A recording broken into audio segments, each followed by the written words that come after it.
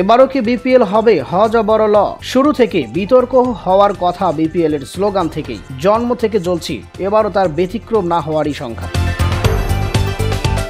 30শে November খেলোয়াড় নিলাম, তার 4 দিন আগেও বিপিএল গভর্নিং কাউন্সিলর ফ্রাঞ্চাইজি নিয়ে দ্বিধাদ্বন্দ্বেই ছিলেন। কেনই বা থাকবেন না দ্বিধাদ্বন্দ্বে? গভর্নিং কাউন্সিলরের শর্ত পূরণ করে যে আজ পর্যন্ত টাকা পয়সার বিষয়টাই পুরোপুরি দিতে পারেনি ফ্রাঞ্চাইজিগুলো। টুর্নামেন্ট শুরুর আগে তাই খোদ গভর্নিং কাউন্সিলর সদস্য সচিব ইফতিকার রহমান বলতে বাধ্য হচ্ছেন, আমরা এখন ফায়ার ফাইটার করছি। বিপিএল এর দ্বাদশ আসর শুরু হবে 19শে ডিসেম্বর। এবার শুরুতে খেলা হবে সিলেটে, তার আগে 17 ডিসেম্বর ঢাকায় উদ্বোধনী অনুষ্ঠান আয়োজন করা হবে।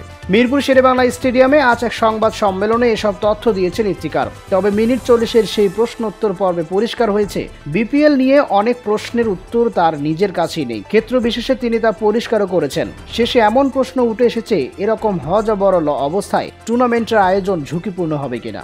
ইফতিকার নিজেই বলেছেন, আমি আপনার প্রশ্নের সঙ্গে সহমত পোষণ করছি। 2012 সাল থেকে বোর্ডের অধীনে যখন বিপিএল হয়েছে তখনই দেখা গেছে বিসিবি কঠোর সিদ্ধান্ত অটল থাকতে পারছে না। আর্থিক ক্ষতির ঝুঁকি থাকলেও, ফিক্সিং এর বিষ বাষ্প ছড়ানোর আশঙ্কা থাকলেও স্পর্শকাতরতার জায়গাগুলোতেও ছাড় দিয়েছেন বোর্ড। এবারও একই লক্ষণ।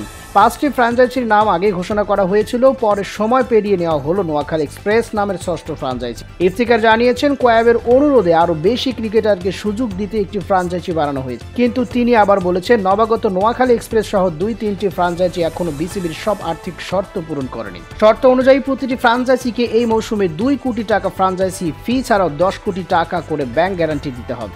উদ্দেশ্য, কোনো ফ্র্যাঞ্চাইজি ক্রিকেটারদের টাকা না দিলে যেন সেখান থেকে বিসিবি তা নিশ্চিত করতে পারে।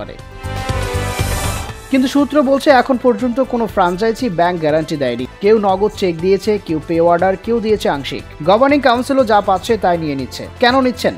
ইফতিকার ব্যাখ্যা করেছেন, দেশের ব্যাংকিং খাতের বর্তমান পরিস্থিতিতে ফ্র্যাঞ্চাইজিগুলো ব্যাংক গ্যারান্টি দিতে পারছেন। তাহলে প্রশ্ন, বিসিবি এমন শর্তই বা কেন দিল যা মানা যাবে না বলে তারা নিজেরাই জানেন? বিপিএল এর সব ক্ষেত্রে বরাবরই বিশ্বাসের অভাব, এবারও সেই ধারা অব্যাহত। টাকা পয়সার ব্যাপারে ফ্র্যাঞ্চাইজিদের উপর আস্থা দেখতে পারেনি ইফতিকার, তাই জানিয়ে রেখেছেন, কোনো ফ্র্যাঞ্চাইজি সময় মতো সব টাকা না দিলে 30শে নভেম্বর তাদের নিলামের টেবিলে বসতে দেওয়া হবে না। তাহলে কি দল কমে যাবে? না, গভর্নিং কাউন্সিলর নাকি বিকল্প ভেবে রেখেছেন, মালিক না পাওয়া দলগুলো বিসিবি নিজেই চালাবেন।